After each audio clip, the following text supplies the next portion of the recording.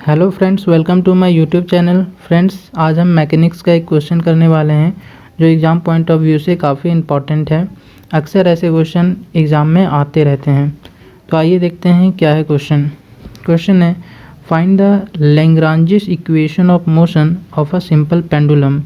तो हमें Lagrange equation of motion देखने हैं सिंपल पेंडुलम का। मतलब हमारे पास सिंपल पेंडुलम है। अब वो पेंडुलम है तो उसका जो बॉब है वो मोशन करता है। तो जो वो मोशन कर रहा है तो उस मोशन का इक्वेशन क्या होगा, ये हम लोग को फाइंड करना है। तो आइए देखते हैं कैसे फाइंड करते हैं।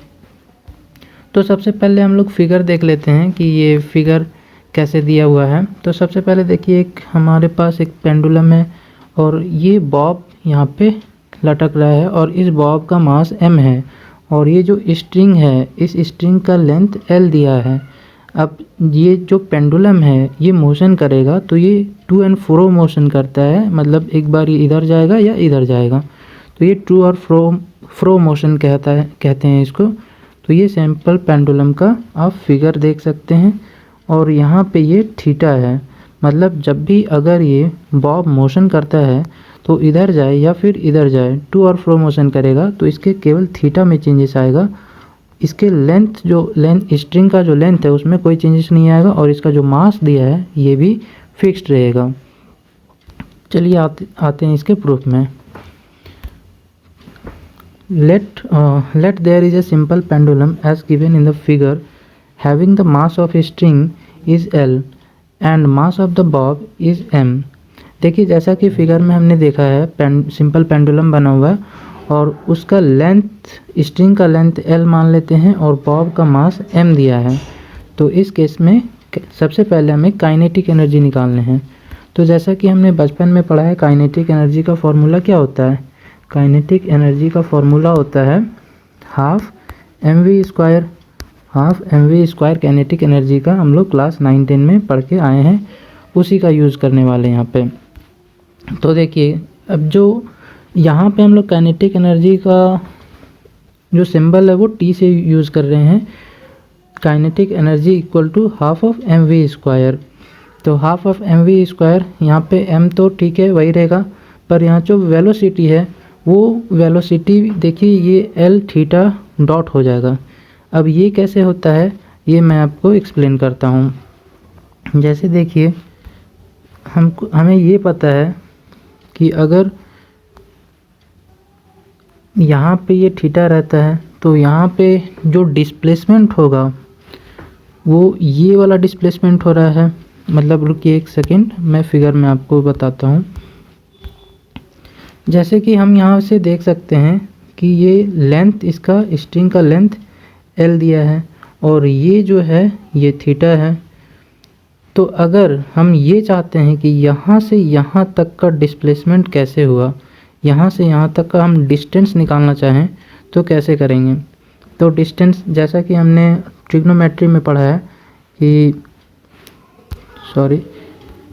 ट्रिग्नोमेट्री में हम ये पढ़ के आते हैं कि अगर ये थीटा है और ये r रेडियस है तो ये l कैसे निकलता है। l ले लेते हैं या कभी कभी इसे हम लोग s से डिनोट करते हैं। तो ये s कैसे निकलता है, ये जो डिस्टेंस है ये आर्क बोलते हैं इसको। तो ये आर्क कैसे निकलता है? तो इस आर्क को निकालने का फॉर्मूला होता है r इंटू थीटा। तो r इंटू थीटा से ये आर्क लेंथ निकलता है। तो यहाँ पे भी हमें सेम ही करना है, हमें इसका यहाँ से यहाँ जो डिस्प्लेसमेंट हुआ है ये निकालना है। तो ये भी तो आर्क ही है। तो ये समझ लीजिए ये जो रेडियस जैसे होता था यहाँ पे लेंथ r है, यहाँ से यहाँ तक का डिस्टेंस। तो हम लोग उसी फॉर्मूले का यूज़ करेंगे और इसका अगर हम लोग यहाँ से यहाँ तक का डिस्प्लेसमेंट निकालेंगे, सपोज दैट s है हम लोग का डिस्प्लेसमेंट, तो ये क्या आ जाएगा डिस्प्लेसमेंट? तो ये आ जाएगा l इंटू थीटा। ये r इंटू थीटा जैसे किए थे वैसे ही यहाँ पे l इंटू थीटा। तो ये क्या आ गया, ये डिस्प्लेसमेंट आ गया ये। पर हम लोग को क्या चाहिए, हम लोग को वेलोसिटी चाहिए। यहाँ पे देखिए हम लोग क्या निकालने सीख रहे हैं, हम लोग को ये वेलोसिटी चाहिए। तो जैसा कि हमारे पास क्या आ गया है, हमने देखा कि s equal to L into theta आया। तो ये अभी हम लोग का डिस्प्लेसमेंट आया। लेकिन फिर हमने फिजिक्स में ये पढ़ा है कि अगर हम लोग डिस्प्लेसमेंट को टाइम के रिस्पेक्ट में डिवाइड कर देंगे तो ये हम लोग का वेलोसिटी बनता है। तो यहाँ पे इसी फॉर्मूले का यूज़ करके हम लोग वेलोसिटी निकालेंगे। तो वेलोसिटी निकालने के लिए यहाँ पे एल हो जाएगा और यहाँ पे D theta by D T हो जाएगा, राइट साइड में सॉरी डी टी हो जाएगा। और इसे ही हम लोग फिर लिख सकते हैं equal to L into theta dot. यहाँ पे D theta by D T को हम लोग L D theta by D T को थीटा डॉट से भी दिखाते हैं। फिर आगे देखिए, इसके बाद हम लोग देख सकते हैं कि इसी फॉर्मूले का यूज़ करके हमने v निकाल लिया, तो हाफ एम वी स्क्वायर हो गया। अब इसको ओपन कर दिया तो half L square theta dot का स्क्वायर। तो ये हम लोग का काइनेटिक एनर्जी आ गया। तो काइनेटिक एनर्जी इस तरीके से हम लोग निकाल लेंगे। इसके बाद देखिए, फिर हमें पोटेंशियल एनर्जी निकालने हैं। तो पोटेंशियल एनर्जी का फॉर्मूला हम लोगों ने बचपन में क्या पढ़ा है? पोटेंशियल एनर्जी को हमने पढ़ा है mgh, ये हम लोगों ने पढ़ा है पोटेंशियल एनर्जी का फॉर्मूला। तो यहाँ भी उसी का यूज़ करने वाले हैं mgh। अब देखिए, पोटेंशियल एनर्जी के लिए कुछ ना कुछ हाइट चाहिए होता है, जैसे कि हमने बताया फॉर्मूले में कि mgh हाइट। जैसे अगर कोई ऑब्जेक्ट ग्राउंड पे है तो इसके पास अभी पोटेंशियल एनर्जी नहीं है, लेकिन अगर ये ग्राउंड से कुछ हाइट में आ जाता है तो इसके पास पोटेंशियल एनर्जी होता है। जैसा कि हम लोग फार्मूले में ही देख सकते हैं कि अगर हाइट ही नहीं होगा, हाइट ही जीरो ले लेंगे तो mg into zero equal to zero हो जाएगा। तो अगर कोई सरफेस पे रखा है तब तो इसका पोटेंशियल एनर्जी जीरो है, लेकिन अगर वहीं कुछ हाइट आ जाएगा किसी ऑब्जेक्ट के पास, सरफेस से कुछ हाइट पे है, तो इसके पास पोटेंशियल एनर्जी आ जाएगा mgh। जो भी इसका हाइट होगा उसको मल्टीप्लाई कर देना है mg से, तो उसका पोटेंशियल एनर्जी निकल जाएगा। तो सेम यहाँ पे भी हम लोग जो पोटेंशियल एनर्जी निकालेंगे वो इसी के हेल्प से निकालने वाले हैं कि mgh कैसे करेंगे। तो देखिए, यहाँ पे हमने क्या किया है, पोटेंशियल एनर्जी v से डिनोट करेंगे और ये हो जाएगा mg। अब यहाँ पे h के प्लेस पे क्या लिख रहे हैं, OA माइनस OC। अब देखिए ऐसा क्यों लिख रहे हैं OA माइनस OC।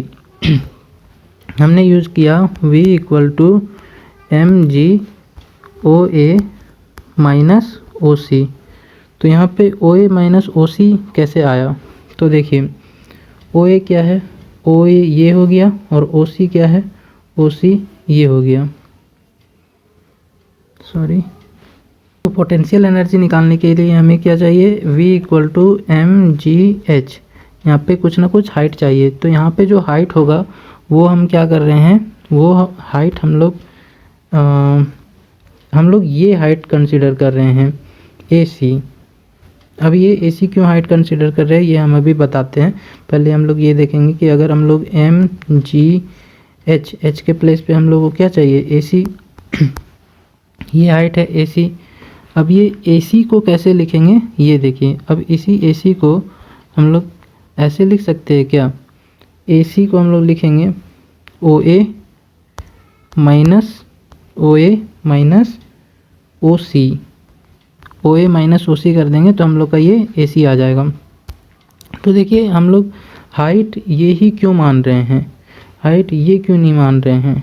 तो देखिए, हम लोग हाइट इसलिए ऐसा मान रहे हैं क्योंकि हम लोग रेफरेंस ये ले रहे हैं। एक सेकेंड, हम आगे का लाइन पढ़ता हूँ, उसके बाद फिर आपको पता चल जाएगा, क्लियर हो जाएगा। देखिए यहाँ क्या लिखा हुआ है, here the reference level of potential energy has been taken at the distance L below the point of suspension. मतलब हम लोग जो भी पोटेंशियल एनर्जी के लिए हाइट डिसाइड करेंगे, ये L डिस्टेंस से हम लोग रेफरेंस पॉइंट उसका L डिस्टेंस मान लेते हैं कि L डिस्टेंस पे वो स्टेशनरी है। अब वहाँ से देखेंगे कि वो हाइट कितना गेन कर रहा है। जैसे कि यहाँ हम लोग देख सकते हैं कि ये हम लोग का रेफरेंस पॉइंट बन गया। अब इस रेफरेंस पॉइंट से अगर ये मोशन करेगा पेंडुलम, तो ये इधर जाएगा और ये इधर जाएगा। तो अगर ये इधर जाएगा और इधर जाएगा तो हम लोग देख सकते हैं कि ये इधर की साइड में गया, यहाँ से यहाँ गया। तो इसका हाइट यहाँ से हम लोग मेजर कर लेते हैं। ये हाइट देखिए ये आ गया। तो इसलिए हम लोग बोल रहे हैं कि ये जो हाइट है ये AC है। तो अगर ये ये इसका स्टेशनरी पॉइंट है। अगर ये बॉब रेस्ट पे रहेगा तो कैसे रहेगा, ऐसे ही रहेगा। ये पेंडुलम अगर रेस्ट पे रहेगा तो ऐसे रहेगा, और जब ये मोशन करेगा तो यहाँ से यहाँ तक जाएगा। अब यहाँ से यहाँ तक जाने में ये कितना हाइट गेन किया, ये चीज़ हम लोग को देखना है। तो ये हाइट गेन किया, इसके लिए हम लोग ये रेफरेंस पॉइंट ले लेते हैं और यहाँ से देखते हैं तो ये AC हाइट गेन किया, तो इसलिए हम लोग हाइट AC लेंगे। तो वही यहाँ पे पोटेंशियल एनर्जी के लिए लिखा हुआ है V equal to mg OA minus OC। तो यहाँ से हम लोग फिर अब देखिए OA मतलब लेंथ ऑफ स्ट्रिंग, OA और OC कैसे निकलेगा यहाँ पे देखते हैं। OA क्या है, ये पूरा हाइट। अब ये OA का मतलब ये पूरा लेंथ, तो ये तो L दिया है तो ये L हो गया। उसके बाद क्या है OC, तो OC कैसे निकलेगा, तो देखिए हमारे पास क्या है, ये ट्रायंगल दिया हुआ है। अब इस ट्रायंगल में ये थीटा है और ये L है, तो हमें क्या निकालना है, हमें ये डिस्टेंस देखना है ना OC। तो अगर ये थीटा है तो ये बेस बन गया और ये परपेंडिकुलर बन गया। तो हमें ये डिस्टेंस निकालने के लिए हमने ये पढ़ा है cos theta equal to base by hypotenuse. तो इसका बेस तो ये हो गया, तो बेस हम लोग का OC हो गया, और हाइपोटेनस क्या हो जाएगा, हाइपोटेनस L हो जाएगा। तो L, तो यहाँ पर से ही हम लोग का सॉरी ये हम लोग का O था और ये हम लोग का पॉइंट C था, तो OA नहीं होगा, यहाँ पे OC हो जाएगा। यहाँ पे OC बाय L हो जाएगा। तो यहाँ से हम लोग OC को क्या लिख सकते हैं, यहाँ से हम लोग लिख सकते हैं OC equal to L into cos theta. यहाँ पे वही चीज़ लिखा हुआ है, आप देख सकते हैं V equal to mg OA minus OC। इसका मतलब mg L OA का L minus L cos theta, और L कॉमन लेंगे तो ये आ जाएगा। सिंपल कैलकुलेशन है, और ये फिर मैंने बता ही दिया कि रेफरेंस पॉइंट हम लोग L ले रहे हैं, वहाँ से हम लोग देखेंगे वो किस हाइट तक जाता है। ठीक है, अब यहाँ से देखिए लेंग्रांज जो है, लेंग्रांजियन एक फॉर्मूला बनाए थे L equal to T minus V। T kinetic energy और V पोटेंशियल एनर्जी के बारे में बताता है। तो जो भी अभी हम लोगों ने कैलकुलेशन से निकाला है उसी को पुट कर देंगे। तो हमने क्या कैलकुलेशन निकाला है, T के बदले ये आया है और V के लिए ये आया है, इसी चीज़ को रख देंगे। और आप इसे ना इक्वेशन फर्स्ट ले सकते हैं, और नहीं भी लेंगे तो कोई दिक्कत वाली बात नहीं है। तो L हम लोग का टोटली ये आ गया। अब क्या करेंगे, हम लोग इसी L को डिफ्रेंशिएट कर देंगे थीटा डॉट के रिस्पेक्ट में। इस L को डिफ्रेंशिएट कर देंगे थीटा डॉट के रिस्पेक्ट में, लेफ़्ट साइड भी और राइट साइड भी। तो del L by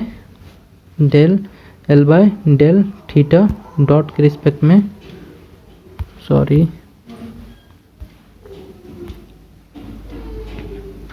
del L by del theta dot के रिस्पेक्ट में हम लोग इसे डिफ्रेंशिएट करेंगे। तो डिफ्रेंशिएट करने से अब देखिए डेल L थीटा के डॉट के रिस्पेक्ट में डिफ्रेंशिएट करेंगे तो इसी के पास केवल थीटा डॉट है, इसके पास तो थीटा डॉट नहीं है, तो इसलिए केवल इसका डिफ्रेंशिएशन होगा और इसका डिफ्रेंशिएशन ये हो जाएगा और इसका डिफ्रेंशिएशन 0 आ जाएगा।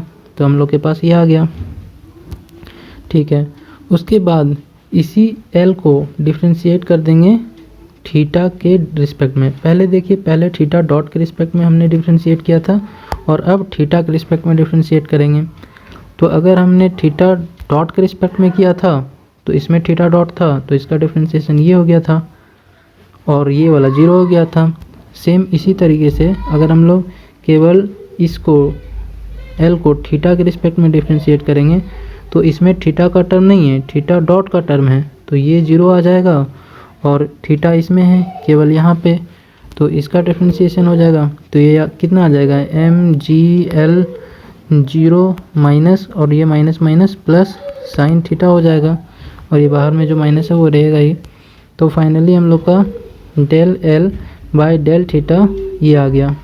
ठीक है, अब देखिए हमने सबसे पहले क्या किया, L निकाला, L को डेल थीटा डॉट के रिस्पेक्ट में डिफ्रेंशिएट किया, फिर डेल थीटा के रिस्पेक्ट में डिफ्रेंशिएट किया।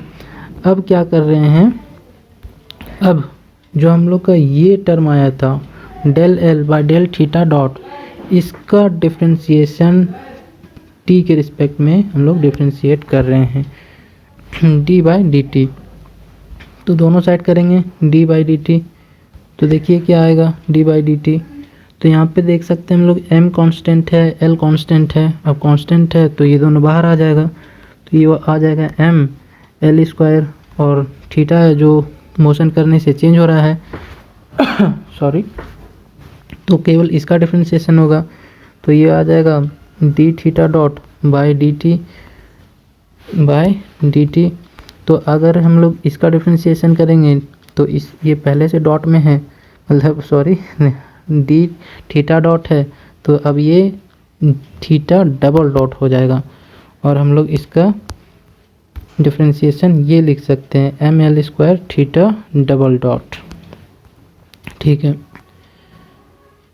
अब देखिए हमने क्या निकाल लिया, ये निकाल लिया। अब D by D T del L by del theta dot, ये मिल गया हम लोग को। अब देखिए जो फॉर्मूला होता है लैग्रांजियन इक्वेशन का जो फार्मूला होता है उसे ध्यान से देखिए। यहाँ पे माइनस होगा, इक्वल टू नहीं है, ये गलती से हो गया होगा, तो ये माइनस है यहाँ पे। लैग्रांजियन इक्वेशन क्या होता है, D by D T del L by del theta dot minus del L by del theta equal to 0 होता है, इतना इक्वल टू 0, ये होता है लैग्रांजियन इक्वेशन। तो हम लोग यही लिख लेंगे D by D T del L by del theta dot minus del कर लीजिएगा। उसके बाद जो यहाँ पे लिखा हुआ है उसे आप यहाँ पे नीचे लिख लीजिएगा। क्या आ रहा है, बस हमने इसका वैल्यू पुट किया है, इसका जो भी वैल्यू अभी हमने ऊपर निकाला है M L square theta double dot, तो वही लिखा है, और इसका भी वैल्यू निकाला है del L by del theta, तो वो हमने यूज़ कर लिया। अब देखिए यहाँ पे माइनस है, और जो हमने निकाला था del L by del theta, इसमें आ रहा था minus M G L sine theta, तो इसका यहाँ पे पहले से माइनस और इसका माइनस, तो ये प्लस हो जाएगा, तो ये आ गया। अब इसी को 0 से इक्वेट भी करना है फिर, तो अब देखिए हमारे पास क्या आ गया, M L theta double dot plus G sine theta. M L को मतलब बाहर ले लिए हम लोग, कॉमन ले लिए, ठीक है। तो अब यहाँ पर देखिए जो बॉब का मास है और जो स्ट्रिंग का लेंथ है वो तो कभी 0 नहीं हो सकता है ना, तो इसलिए ये 0 हो नहीं सकता, यानी इसके कारण ही 0 आ रहा होगा। तो हम लोग क्या कर रहे हैं, इसे ही 0 के इक्वल पुट कर रहे हैं। अब यहाँ पर और क्या हो सकता है, ये थीटा डबल डॉट है यहाँ पे, और L से डिवाइड कर दे रहे हैं। इसको क्या करना है, बोथ साइड L से डिवाइड कर देंगे तो क्या आ जाएगा, L से डिवाइड करते ये कट जाएगा और यहाँ पे G बाई L आ जाएगा, और ये भी L से डिवाइड करेंगे तो ये 0 ही आ जाएगा।